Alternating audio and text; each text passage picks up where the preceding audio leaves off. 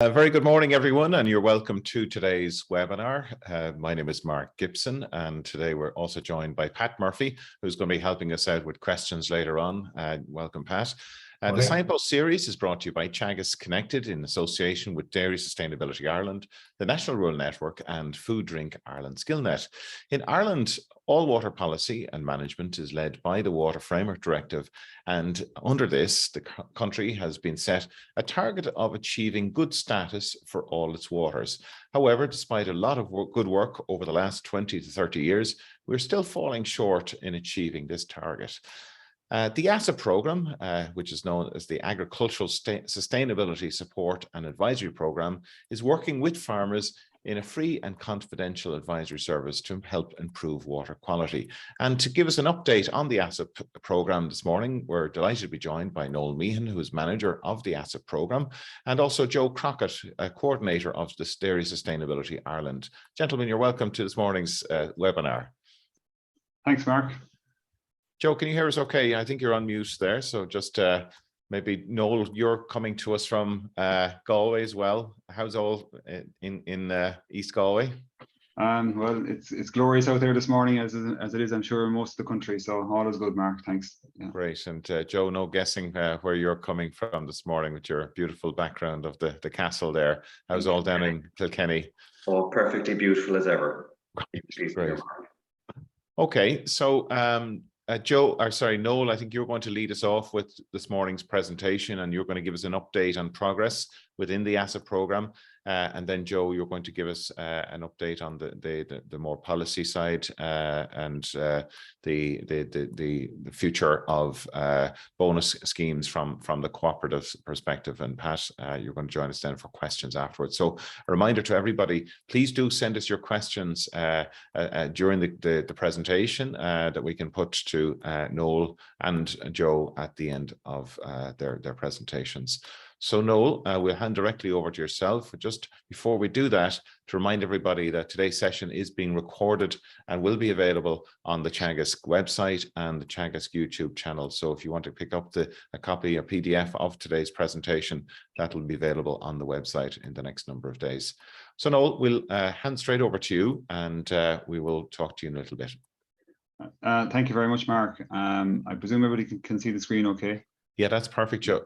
Noel, we can see that clearly. Okay, lovely.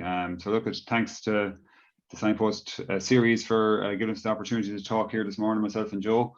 And I suppose I just want to start, obviously, by just acknowledging all the players and all the partners and all the people who are heavily involved in the ASSAP program. So, you know, obviously the dairy co-ops as outlined there, and obviously we have a partner in LawPro, who are providing us with the science for in each PAA, and then the funders from the local, from the Department of Housing, Local Government and Heritage, and the Department of Agriculture. And Dairy Sustainability Ireland are on behalf of the co-ops there. So just to give a quick outline of the presentation, just going to go through a little bit of progress to date. Previous webinars I would have given a lot of data, but this one is going to be a lot more toned back on data, just to give a quick upshot where we are with progress. But I want to really focus on advisor-farmer interaction and implementation of measures. So we have a couple of case studies that I'll go through with you, and there's the upper deal, there's an EIP in there that ASSAP and LawPro are heavily involved in, and the co-ops are heavily involved in. And then there's another example there in the DICER 10, which I would have spoken about before, but I think it's worth revisiting again. Just a little bit of innovation that you know, ASSAP and LawPro have pulled together, and a focus on diffuse nitrate loss in particular, and I'll just bring that to the meeting. And also we conducted an external review on ASSAP, just really to see where we are and where we're going. So I think it's worth mentioning that as well. And then a look ahead to the third cycle that we're currently in. So we'll progress along there. So ASSAP to date, just at the end of July, just over 3,143 farmers have been assessed, with 755 follow-up visits. So we're continuing to do the farmer meetings. We're active in nearly 124 PAAs. And what's really encouraging is this figure here, 96% engagement. That hasn't really changed much at all since the start of the program, which is a testament to the farmers, and also a testament to, you know, the engagement process that's there, and also to the support that we're getting from the farming bodies. So, you know, the very farming organizations there out there among their membership, and they're promoting ASSAP to the membership. So that's very much appreciated. We're getting good agreement on proposed measures, 93%. So I suppose the agreement is one thing, the implementation is another, and that's where we have to get more implementation of measures going on, and I'll explain that in a little while. On average, we're finding about 5 issues per farm. So it's not like there's massive issues out there, but there is, you know, massive numbers, but there is issues out there. And, you know, what we're trying to find out is, as I mentioned, the implementation of measures. So what we're finding is that of the high-risk measures that we have asked farmers to the high-risk issues that we've asked the farmers to do measures on, there was implementation going on of about 62%. So that's where farmers have either started it or completed it, or it's an ongoing basis where it might be a practice change.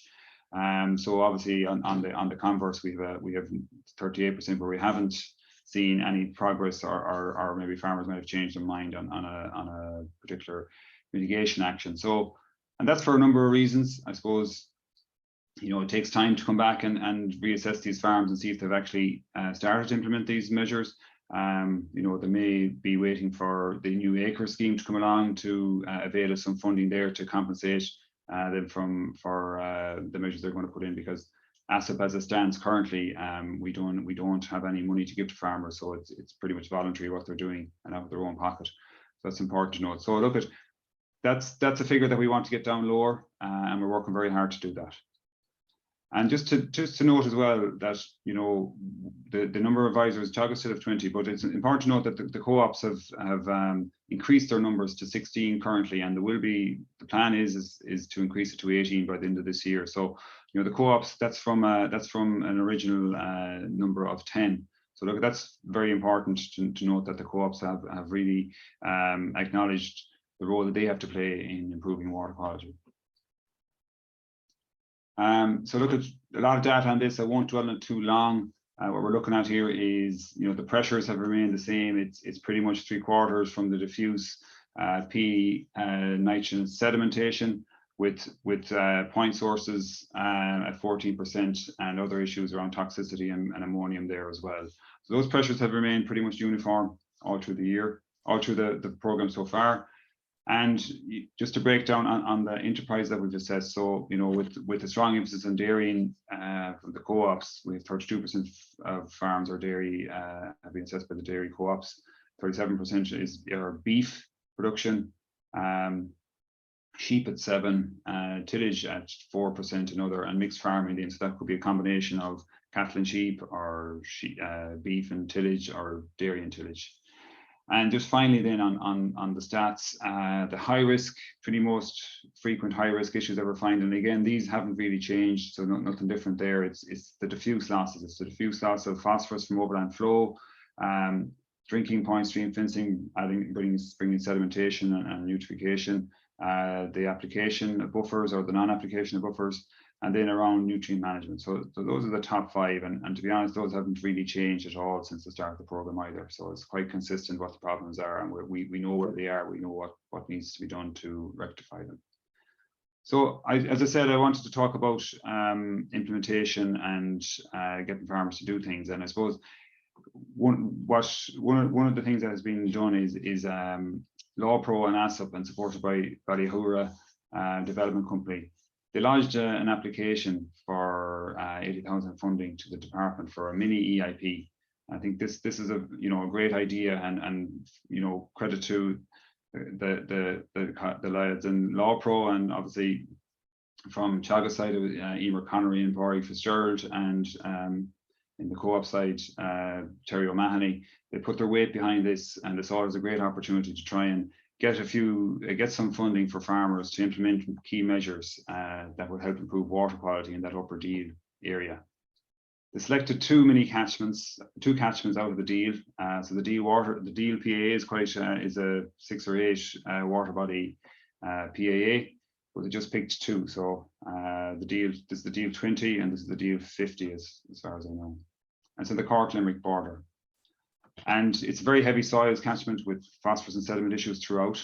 And what the project was to do was targeting biodiversity measures in particular areas, basically targeting them to where you have overland flow pathways and delivery points into the drainage network, and trying to match suitable buffers or riparian margins or various mechanisms to minimize sediment and phosphorus loss in these areas. So the partners, important to note, is Ballyhara Development, ASSAP, Lawpro, Donald Daly, I'm sure is familiar to a lot of the people on this call, OPW and the Inland Fisheries Ireland. So they've been actually working there, and engagement with about 90% of landowners. So that's very positive bit of work, but it is. And I've talked to the advisors about this, that they did say to note that it takes a lot of engagement, a lot of time. They've gone to farmers 2, 3, 4 times. From initially making the call to identifying the problems to getting the farmer on board to sorting out an application for funding to getting them implemented. So it takes time. So it's on the go about a year now, and it's only really at this stage that it's getting going, and it's finishing up fairly soon. But they could really do another 6 to 12 months more to really see it out. But look, that's the time frame they have. So look, really it's a year to 2 years to get traction and get movement in a water body or in a project like this. So this is just an example of one of the bit of works that's gone in there. As you can see, this is just one of the EPA maps, the overland flow pathway maps, and you can see the hatched areas is where the water starts to flow across the landscape. This is the actual river here, but there is a fairly major draining all this area, going off down here and joining the river up here. So the measure that was decided was to try and put in a wetland pond, as you can see here on the right hand side. This is newly constructed. It was literally gone in, I think, in the last 2 or 3 weeks. And the idea is that this would catch the overland flow of water, and act as a kind of a settlement pond or a filtration pond, that the nutrient and sediment settle out before joining the drainage network and the outfall to the main drain. It's also planned to, obviously, the opportunity here then is to add in a bit of biodiversity in nature. So they're going to obviously plant it up with native trees, but also they're going to go farther than the pond. They're going to plant the flow pathway back up the way a little bit as well, to provide that extra bit of buffering and extra bit of protection. What they're also going to do is they're going to the farmer is going to do some drainage works on it as well, on that farm, because it's heavy ground. So in consultation with the advisor, they've decided to divert the drainage channels directly into this pond as well first. So again, to act as a settlement pond. And obviously, if they have going to put the 12 inches of topsoil over the drainage, just to give that added layer of protection. They are not going to bring it to the surface.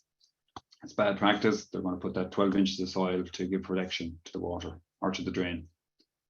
Noel, could I just ask in relation to the ponds there, is there a plan to have a continuous management of that at a later stage? Is there a risk that could become a sink of phosphate, given that you have, waters, slowing water down there? Is that something? Yeah, so like I suppose they'll have to see. Initially, I don't think there's any real plan on that. To be fair, Mark, I think what this will do is it will, there shouldn't, after a period of time, there shouldn't be much sediment in that. It's going to be a managed field. There's going to be a good buffering. All that brown area there is going to be planted, so you're going to have a lot of buffering there to trap sediment and phosphorus coming across. Anything that's left over will go to the wetland pond. Plus the drainage work that they're going to do. Again, you're going to have that 12 inches of topsoil over the drain, so you shouldn't be getting too much phosphorus down through that. There shouldn't be too much sediment coming down through that either. So it's more just to trap any excess water. It's kind of a water retention feature as well. From a flood prevention point of view. So I would say they'll have to watch it, but I don't expect that it's going to be overloaded with sediment or phosphorus because of the other works that they're trying to do here to capture that as well before it gets into that pond, you know. Yeah, no, that makes sense. Thanks. Okay. And just another example here where farmers have been asked to fence off areas and plant native trees. So you have an area up here. Again, it's the fall is to this point, and there's a drain along here that goes off. And this is the pictures of it. So you can quite, I hope you can see there in the photograph. There's quite a good fall all the way down to that point. So that's all the way down here to that point there, and it does get quite wet at spring to show, you know, the water really gets clogged up there. So that's what you would call a critical source area. And the plan there is to plant off, fence off 0.3 of a hectare, 3/4 of an acre, plant with native trees, and to you know, manage the critical source area in that way. It's low productivity land anyway, and you know, the farmer's happy to do that, and he's going to get a compensation for that. And the same up here on this point here is another area that's going to be fenced off. So this is the one farm, so it kind of stretches from this point to this point here. That's the one farmer. So look, that's really positive work that's been done out there, and you know, can show what can be done where you have good farmer engagement. And I think you know that these are things that without financial compensation, farmers would be less willing to do. You know, they might do something for you, but they wouldn't necessarily maybe put in a pond or maybe fence off. They might fence off a much smaller area than 3/4 of an acre, you know, for the purposes of water protection. So I think it's just important to note that as well. One final example here. This is again from the Upper Deal. It's a stretch of river down along here. And this farmer here owns this bit of ground, so he's going to fence off all this river, and he's going to install 3 water troughs to provide water supply, and they obviously are going to be 20 meters away because of the regulations. But unfortunately, that's the way the river is at the minute. So as you can see, it certainly needs a lot of work, and it needs to be fenced off, and cattle access needs to be prevented. So again, this is money that is going to be well spent by the EIP into prevention. You know, obviously there's quite a lot of sedimentation, cattle access, bank erosion, all that kind of stuff. So that there's a plan in place there to try and fence it off and try and protect that river, and provide an alternative drinking supply, because that's very important from the farmer's point of view. So the second case study then is just Lough Ennell, Dysart 10 and Lough Ennell, and I would have spoken about this before, but I think it's worth revisiting again.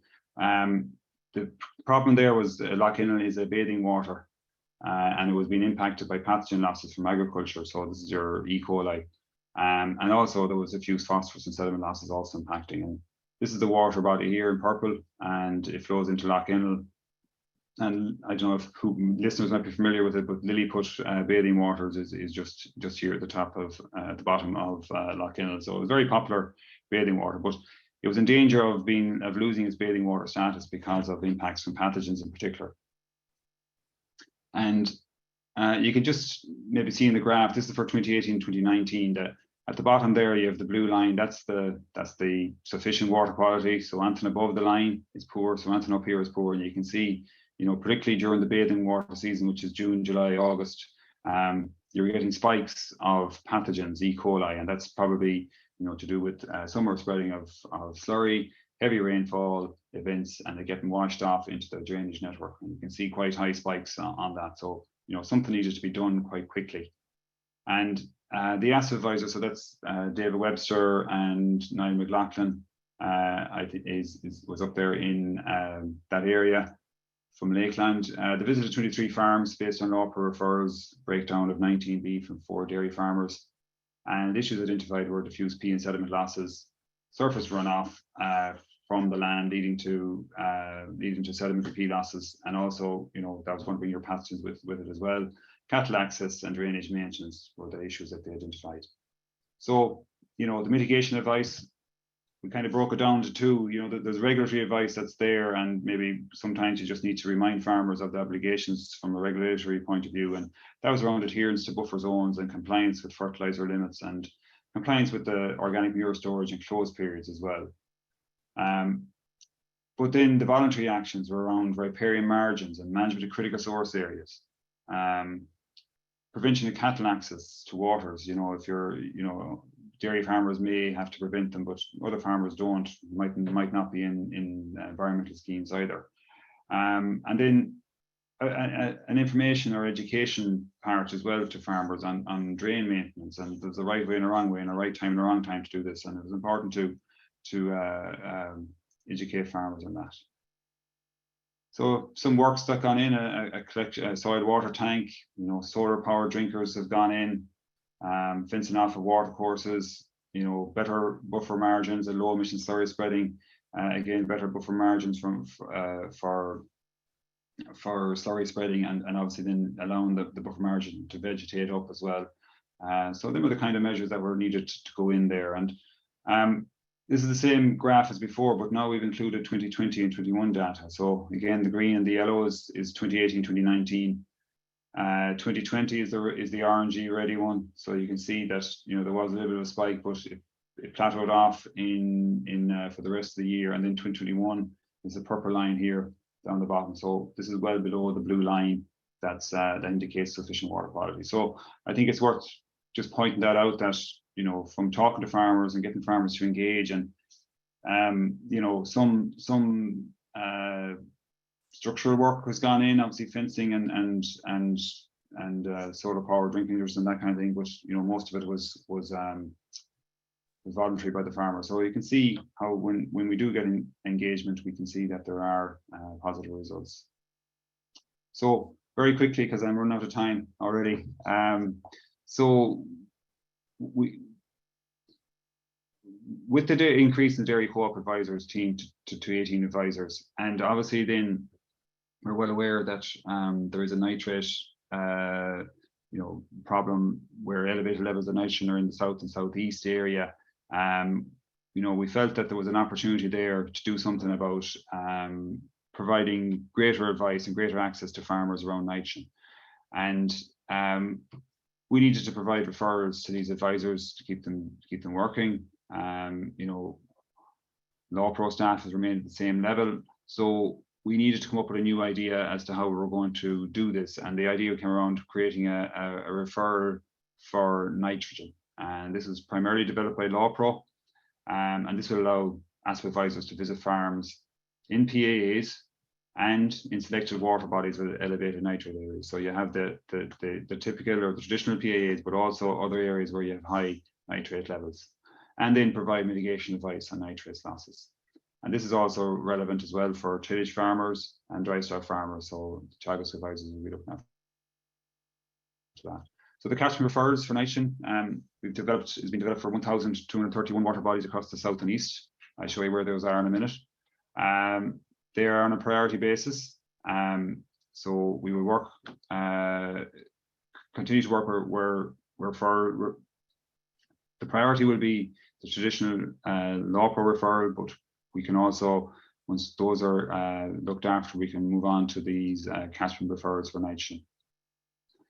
And we have them broken down into 3 different categories. So water bodies contributing high nitrogen within catchments of concern, so there's 400 of those. High PIP in areas in the catchments of concern, but not included above, is over 700. And then water bodies with elevated nitrogen outside the catchments of concern, and I'll show you where those are now in a second. So the first priority are the dark green ones. These are the ones where there's elevated levels of nitrogen that we are going into first priority, where we need to try and reduce the nitrate levels. But these are all part of bigger water bodies. So the green areas would be where the water levels, concentration of nitrogen aren't as high, but when you add them together bit by bit by bit, they do lead to an elevated downstream. So we need to obviously work on those as well. So they're the second priority. Then outside the catchments of concern that the EPA would have highlighted, there are a number of water bodies where there is elevated levels of nitrogen. So across the Midlands there, Offaly, North Tipperary, over in Dublin and Wexford primarily. So I think they're a really good idea. They're putting a focus on nitrogen. They're putting a bit of direction for advisors and where to go. We have spoken about, you know, we trained advisors and talked to advisors about where the focus should be and what the mitigations actions are. So I think it's a very positive development, and the co-ops are obviously very much engaged in this as well. Very quickly again, we had an expert review of ASSAP carried out last year, basically to do a comprehensive assessment of ASSAP, make recommendations for the future development of the programme, and see where we go. We had quite a strong panel of members. I'll let you read through the names there yourselves, but they all had an area of expertise and they all contributed fantastically to it. This was carried out this time last year. There was 10 high-level findings and recommendations. Unfortunately, I won't have time to go through them all here today, but it's primarily around the focus of ASSAP to maintain, to stay as on water quality. We spoke about funding, funding mechanism, tying in with the mainstream advisory service, and making sure that we do continuous kind of readjusting and reevaluation of what we're doing in the PAAs, and also recording and reporting mechanism need to be improved. That's pretty much it. These will be available on website and you can have a look through them yourselves at a later date. Okay, I'll jump through that. So just to kind of final slide from me. Implementation of mitigation actions is key to realizing water quality improvements. We know that. We can see in the deal where we have finance, we can see farmers are prepared to do stuff and get things done and maybe go over and beyond kind of the more better mitigation actions that are out there. So that's important. So on the back of that, we made a case to both the Department of Agriculture and the Department of Housing around getting some additional funding for farmers to compensate them for putting in measures. And I think great credit is due to both departments for announcing funding of 60 million over 5 years for water quality EIP. So that's kind of in the gestation period at the minute. The fund will provide farmers with money to implement measures. So this will be very important. It'll be available to farmers and PAAs and other water quality initiatives, not necessarily just ASSAP, but other water quality initiatives as well that are out there. The catchment referrals for nitrogen, are very much a new and innovative approach to tackling the diffuse nitrogen problem. But do we need to maybe think about doing something similar for phosphorus? That's a question that we've been thinking about in ASSAP. Can we, and with LawPro, can we look at doing something like this so that we can expand the reach and up the pace? But look, that's all very much dependent on a number of factors, whether it's possible to do such a thing, and obviously then funding and numbers and things like that. We all know that there's been very much a strengthening of the GAP regulations there in March, so they would help the situation. And then obviously as well, we need to expand the use of the EPA PIP maps, and they're very much fundamental to the water quality measures in acres. I think that's positive because it will certainly bring them more mainstream for more advisors and they get more familiar with them. That can only be a positive because the maps are very useful and they give great direction, and hopefully that will help from a water quality point of view. And we're working very hard to get a farm sustainability planner developed as well. So development advisory tools, and that would be for water quality and biodiversity and greenhouse gases as well. And finally, we've done a lot of work with our partners and colleagues as well in LawPro and the departments and the EPA around the National Agricultural Inspections Programme. It's something that was very much highlighted by the EU decision with regards to the derogation around inspection programmes and around enforcement of measures. So I suppose from an ASSAP point of view, we need to be able to work with farmers, but from a government point of view, they need to be able to carry out their inspection program. So we've engaged with them in that, and I think we have a plan in place where we can all work well together on that. So I'll just put that up there for a finish. This was before this man became king, but he was down in a farm in Waterford earlier on in the year and spoke with some Signpost advisors and obviously with Cathal Summers there from ASSAP. So I leave the questions till after Joe, I think, Mark. Okay, that's great, Noel. Thank you so much for that. great example of an evidence-based approach to targeting measures. Really excellent program, and I think huge acknowledgement must go out to all of the farmers that have engaged in the program, and all of the ASSAP advisors across the country who are developing those positive relationships. So look, we'll come back to some of the questions after Joe's presentation, but it's great to see that funding coming on stream through the EIP, a direct result of a recommendation from the ASSAP program. So that's much needed funding. I mean, we've all seen that over the years that has been a stumbling block for implementing some of the measures on farms. So Joe, you're going to maybe talk to us a little bit about the thinking that's going on at a cooperative level. So if you could just share your screen with us. It's great to see huge turnout today. We've nearly 300 participants this morning, so huge interest in this topic. Okay, guys, can you see my screen? Yeah, that looks great, Joe. Great stuff. Okay, we'll get started. Okay, thanks very much, Nate. I suppose what I want to talk about firstly is the context in which ASSAP sits. And clearly, everybody is familiar with the new ask of the agri sector to deliver a 25% reduction in greenhouse gas emissions to bring it down to the 16.5 million tonnes. And that's obviously a big area of focus for urban Ireland, and all of Ireland is very focused on energy reduction at the present time. So there's a lot happening in this space, and very significant changes for every sector of society, including agriculture. That's what we've got to deliver, and that's what we've got to now move on to implementation on once various kind of reports or various kind of reports are signed off. But we equally have a major challenge in relation to water quality. It is the case that agri pressures on waters have been increasing against the backdrop of urban wastewater pressures reducing because of huge investment by the state. And as Noel has mentioned, and on the back of the Law Pro and the EPA science maps that you have seen, NXS is a particular problem for dairy, and the semi-drought conditions that we've had have added to the kind of the intensity of that in the current year. I suppose we're also coming to a new recognition about PXS in the area that's kind of left of the line from Dundalk to Courtmacsherry. That this is something as well that on the beef side that we also have, there has been movement on, and that we collectively all have to try to not try, but actually we have to fix both climate and we have to fix water in the same way as urban wastewater is fixed, and in the same way as other kind of any other pressures are also fixed. Ammonia happily is stabilizing, which is kind of good news. Biodiversity stuff is improving, but more to be done. And we know that the structures of the cap payment system are changing in the light of the Fit for 55 and in the light of the EU movement in relation to climate change targets. And it is the case across Europe, for example, that water is gone into short supply in an awful lot of places.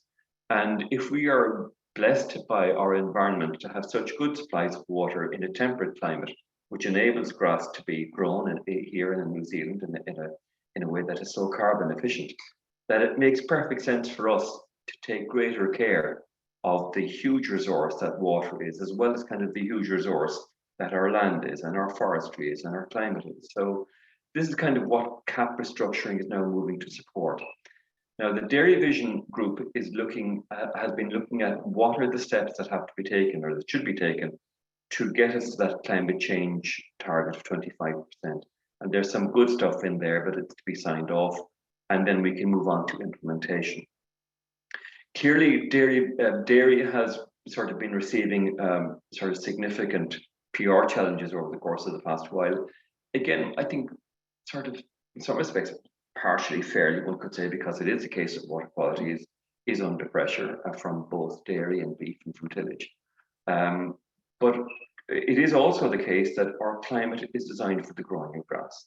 And that means then that we can produce, that the humble cow can produce good quality cheese and whey and milk and specialized nutrition for old age and for athletes and for babies and so on and so forth, which is a unique thing that we can do better than anywhere else. And I think that is something, and it also is kind of holding up the economy of rural Ireland in a way that very few other things are doing. But at the same time, that does add another responsibility on us, that we do have to if we want license to continue to produce, we must fix climate, and we must fix water, and we must fix ammonia, and we must improve on biodiversity and get that really right. But the good news is that all of these things are eminently fixable. And that's what gives me great, That's what gives me great optimism. And I think we should be optimistic for the future, that in the light of the kind of the great improvements that were made by virtue of Food Harvest and Food Wise, where the entire agri sector was mobilized to help the economy and to help ourselves from such trouble. So our sector has a great track record of success. And I think we can now mobilize in the same way to address these particular sustainability challenges and overcome them. Hello. Now, yeah, so this is the next slide. So ASSAP is a unique industry government cooperation. It has been expanded this year by the co-ops in light of the ASSAP of the external review team recommendation. There is very good cooperation among all the agencies, which is a very hard thing to achieve, and trust has continued to build up amongst us all. And again, it is fair to acknowledge the funding of the Department of Housing and the Department of Agriculture, as well as of the co-ops themselves, and that's what keeps the program going. So it is a good model, and it is part of a developing toolkit to support farmers and suppliers to improve water, climate, biodiversity, ammonia, and to achieve chemical fertilizer reduction. Now, even in the news yesterday, there was great focus on the fact that Russia is not allowing sort of fertilizer production across the world. So I think that we need to re-examine our attitudes to slurry, to say, look, this is an exceptionally rare resource, and it should be husbanded and used better than it has perhaps been used up to now. Now, it is also the case that further structural change is on the way on all aspects of sustainability. And, you know, we have to be agile and we have to be proactive and we have to own these kind of issues and, you know, make the change and get on with it and get things done and fix it. And that protects the economies and the economic gains that we've already made, which have been significant, it has to be said. And again, part of the great success story for rural Ireland. So I just want to talk briefly about the sustainability payments, which is kind of another tool that's emerging. This is Carberry's one, and you know, these are the different elements that, you know, in terms of people getting a little bit of being paid to do sustainability stuff. So those are the different elements that Carberry have at the present time, and they've introduced that earlier this year. Dairygold have a system in as well. And that's the Dairygold kind of reasoning as to why they have a particular focus on the sustainability payment system. And that adds to these other kind of components that they also have around ESTAS and milk recording and herd health bonus and all of that. Kerry's Evolve program is also there, and this is what it focuses on. And you can see that that all these programs have different areas of focus, but they're all moving towards the same thing ultimately. And in terms of farmers and suppliers being paid to do good stuff. And I think that is kind of very beneficial to everybody. And even here with the Kerry Evolve program, and likewise you'll have seen it on the Carberry program, that in relation to encouraging and incentivizing a switch to use of protected urea to help water quality. Tier Lawn, which is formerly Glanbia, there again, this is a very recent production by them, and you can see that their commitments just on the bottom line, and they're, you know, the 18 million that they are bringing forward for payments to suppliers, and that level of payment, that amount of money is kind of common to all of the co-ops that you'll have seen, that they're, you know, it's double-digit payments for farmers to do the stuff. So if you add up the commitment that this all means, plus the commitment that of the cost of ASSAP, these are kind of significant and meaningful developments by the co-ops and by the processors, with more to come. So that's just a gist of it. Thanks very much, Mark. I hope that was a bit helpful. Well, thank you, Joe. That was excellent overview of what's happening at a cooperative level. And I think you talked about having that ownership of the issues by farmers is so important, and I think really is happening out on the ground. Could I ask you, Joe, just that, I mean, the levels of payments that are being offered under those programs, do you think are they sending a strong enough signal back to the farm gate? I mean, I think you mentioned 1 cent per litre there as an incentive by one of the cooperatives. I think we're on the start of a journey here. I mean, we're seeing the capped payments being, the cap system being restructured now to again for farmers to be paid to do sustainability stuff. And the government and all of the party leaders have been very strong to say the state will support farmers to do this kind of good stuff.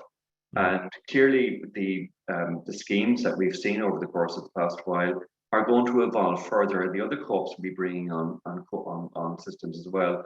So as we try to tackle the kind of the big ticket issues like climate and water and biodiversity, you could even go into kind of energy conservation and so on and so forth, and deforestation, that these will all be part of the new toolkit that will be there, linked alongside the good work that Teagasc is doing on the Signpost Farms program, and the good work that farmers themselves are doing. So I think between us all, there is, as I said, I'm optimistic about the way that this can all move too. But it will require, I think, over the course of the coming 2 or 3 months, kind of a movement away from policy analysis and policy development into implementation. And that the quicker we get to implementation, the quicker we will address these issues, because there will be time lags from the time that you do the implementing stuff to the time that the science will reflect the actions that have been taken. So I think that the quicker we move now from reports and thinking and talking into action, that's the next kind of strategic set of steps that we need to take. On top of all the work that has been done up to now, because ESTAS, for example, has been a very, very good program. And there's been very good programs that have been done under all of the department schemes that have been very strong, and all the Teagasc schemes. So look, it's on to the next iteration is kind of really where we need to get to, and into the next stage of implementation. I was speaking to some colleagues in Greece who actually visited one of the ASSAP farms there last week, kindly hosted by Deirdre Glynn and Carl Summers, and they were hugely impressed with the cooperation that's going on across all of the different, between public and private agencies. I know representatives from LawPro were there as well. So it's a good news story. Noel, a question coming through there in relation to the monitoring of water quality. So I know that the process is that the scientists go in and assess the streams and the water quality, and then your agricultural advisors will then go in to support farmers in implementing measures. What level of monitoring takes place after that, to see that those measures are actually having an effect? Yeah, so I suppose, look, at the ultimate monitoring body for water quality, as I'm sure most people know, is the EPA. So, it's the EPA status that they report on every 3 years will give that's the one that matters really. Whatever other bit of monitoring that's been done will help paint a picture, but ultimately it's the EPA's report, or EPA analysis and sampling, and their report comes out next. I think there's one due actually in the next wee while. So that will indicate where we are with it. But I know from the indicators report for 2020 that the comment in relation to ASSAP was that well, in relation to PAAs, was that where there was engagement in PAAs, that there was a greater level of improvement in water quality than in non-PA areas. Now, that is down to a number of factors. Local authorities are also working on PAs, there's other people working on PAs, so there's a number of factors there. So I suppose maybe we'll get a little bit more clarity, or a bit more information on that from the EPA in the next report as to what they think it's down to. But look, I suppose from my point of view, what we're seeing is good farmer engagement. We're seeing that they're willing to do things. We're seeing that they need help. We're seeing that it involves a very intense advisory interaction. Both Emer, Connery and Paudie Fitzgerald and Terry were saying to me that, it was 3, 4, 5 visits out in the deal there to get things done, and it's, the 12 months in now, and it's only getting going now. So that's the kind of level of engagement and intensity that's required to realize farmer to get measures in, and then the knock-on benefits then for water quality should follow. And it's the long-term buy-in, I guess. Yeah. That's is a result of that engagement as well. Because sometimes people would say, well, why don't you just regulate all of this? And but I mean, you have shorter term responses as a result. We know that. Pat, some really excellent questions coming. Yeah, and invite more.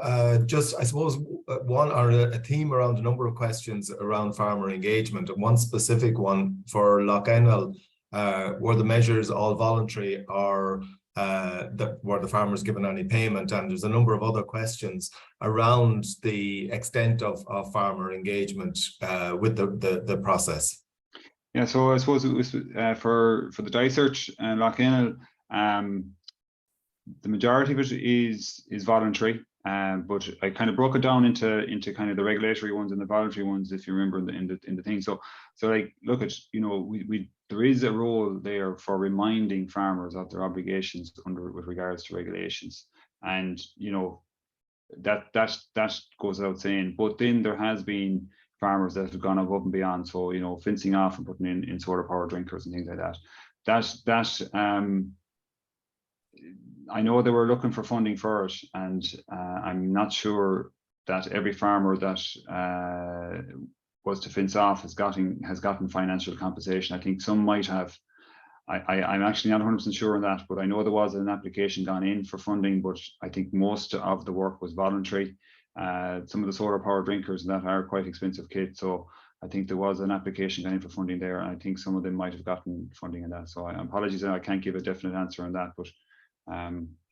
And then there's on in engagement as well, there's a question for Joe there. How many farmers or percentage are participating in the different dairy initiatives, and is it a big enough incentive to implement the measures?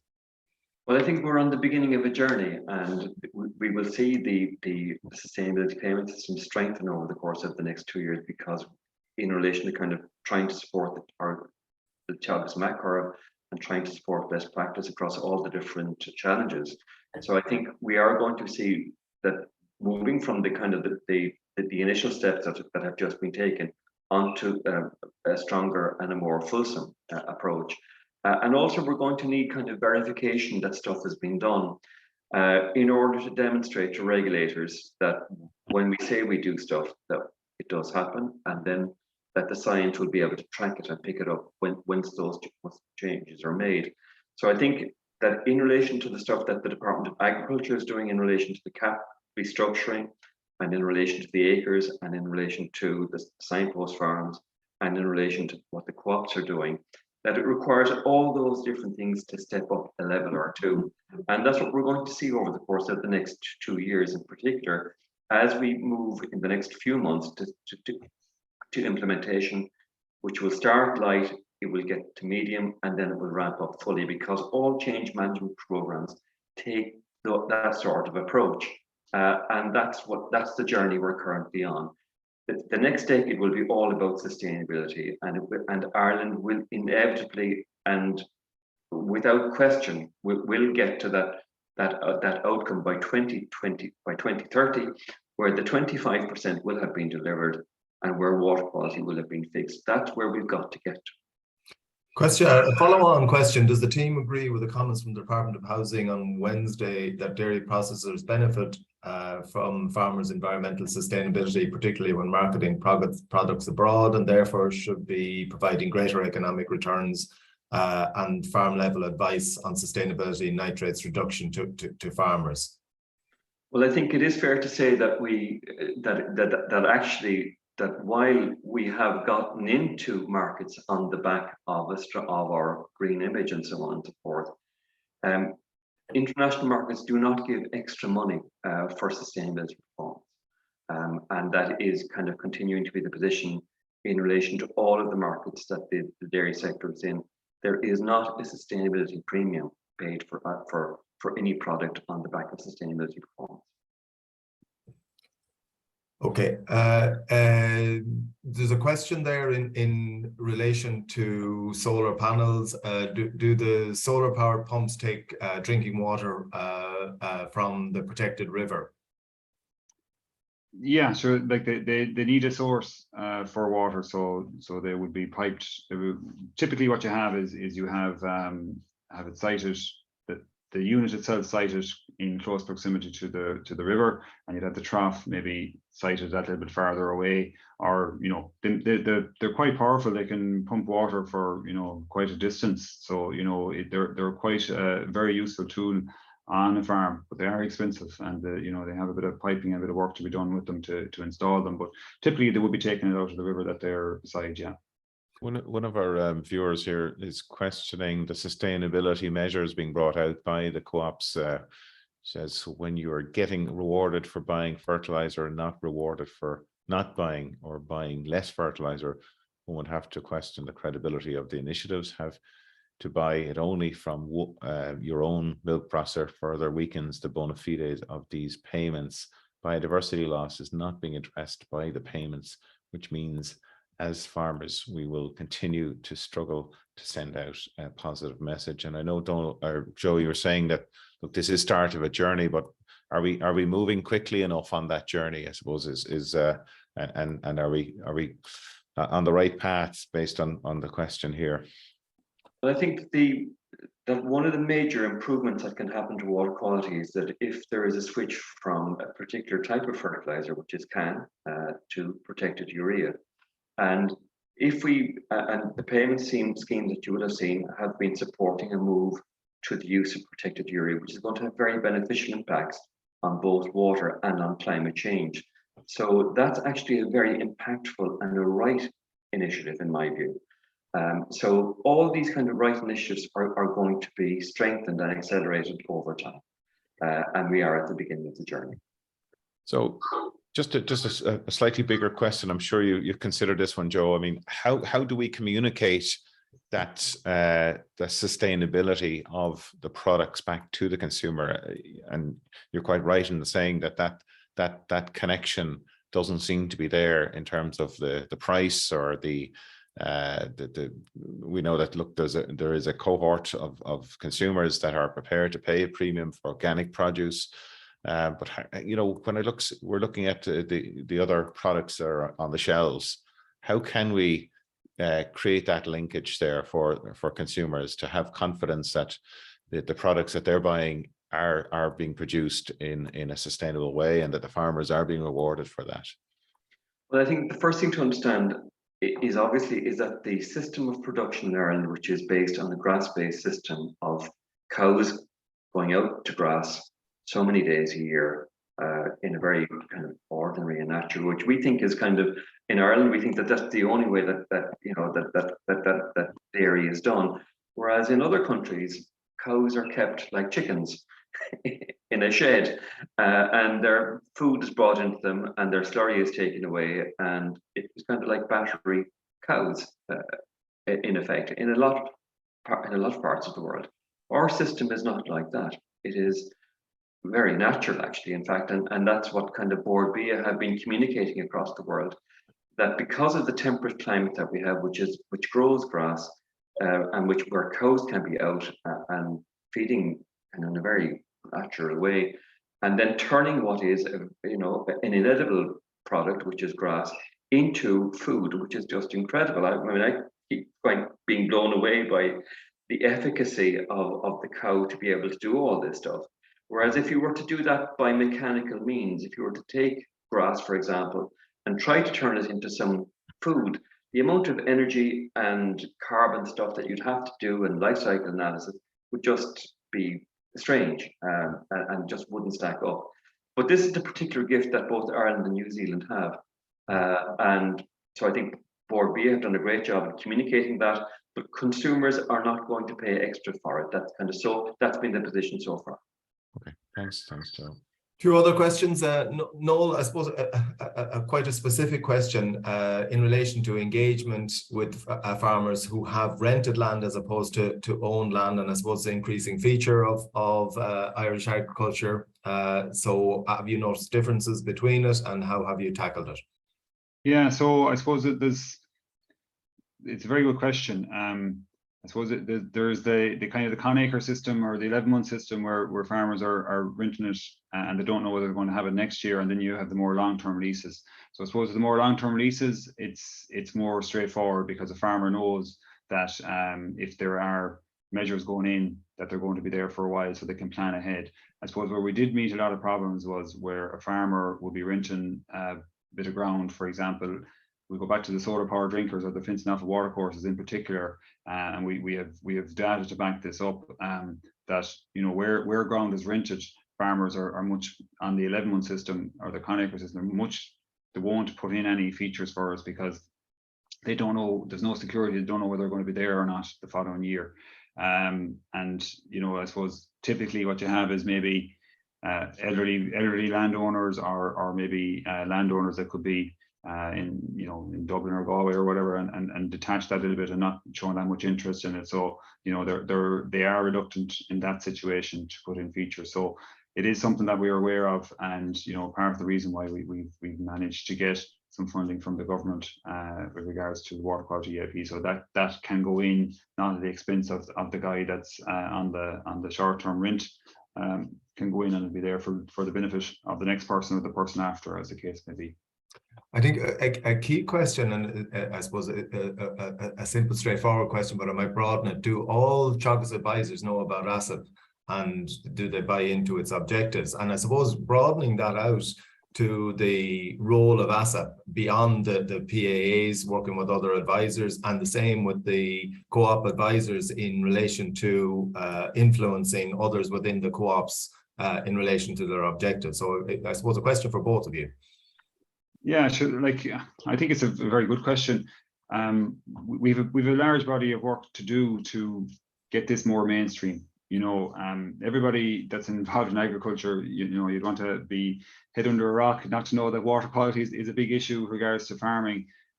So everybody should be aware of those problems. Are they aware of kind of the principles around catchment science and management? Are they aware of all the tools that are there? Are they aware of the mitigation actions, and would they be able to recommend them? I would say no, but they should be aware that they can contact their ASSAP advisor. We're in each of the regions throughout Teagasc. Advisors through in each region. That's your first stop if you do have an issue. But certainly they should have an awareness of water quality problems. But there is a challenge there for and it was part of one of the recommendations actually from the expert group. How do we mainstream this more? How do we upskill the broader advisory service? How do we get it embedded in the farm visit? So if you're going out visiting a farm and you want to talk about grassland management and breeding, environment issues should be one of the 2 or 3 things you talk to a farmer every time you go out, be it biodiversity or greenhouse gases or water quality. They should be part of that call that you were making, not just grassland management, not just breeding, not just whatever else you're talking about. It should be embedded that way. So I think that's where we need to get to. Joe? I think this is the big task for us really, is to mainstream the system of production, of agri-production that we have for tillage and dairy and beef, and to get it to move from being efficient and effective and productive into sustainable production to scientific standard across those particular pillars that I mentioned earlier. So that is kind of the big challenge for us all now as a society and as an agri-society, is to move to sustainable production and for it to be mainstreamed and embedded and normal, not something that you pay extra for. Okay, we're just out of time, I'm afraid. Look, I want to say thank you, Joe and Noel, for excellent presentations and keeping this really important topic right up on the agenda. And look, we will keep getting regular updates from you as time goes on. So just Noel, the cycle of the ASSAP program, where are we at now? So we were tied with the river basin management plan cycles. So Cycle 2 ended at the start of 2020, or at the end of 2021. So the next cycle ends at the end of 2027. So ASSAP has been extended. So again, I want to thank our funding departments for providing the funding for us to extend us to the end of 2027. So that's where we're at with it. Okay, great. Thanks, Noel, and Pat, thanks very much for helping with questions. Just to remind everybody that there is going to be a major organic beef open day taking place on Wednesday, the 28th of September in Cashel, County Tipperary. So our organic colleagues have asked us to just remind viewers of that event. Full details are available on the Teagasc website. And next week, we're going to be joined by Professor Thea Hennessy and Tracy Bradfield, who are going to be talking about farmers' attitudes to results-based contracts, and that takes place next Friday. Special thanks to Yvonne Maher for helping out in the background today, and also to Andy Boland on the production of the series. And so until next week, we will talk to you then, and enjoy the weekend. I hope we're having a little bit more fine weather for the weekend. So thanks again, everybody. Bye-bye. Thanks.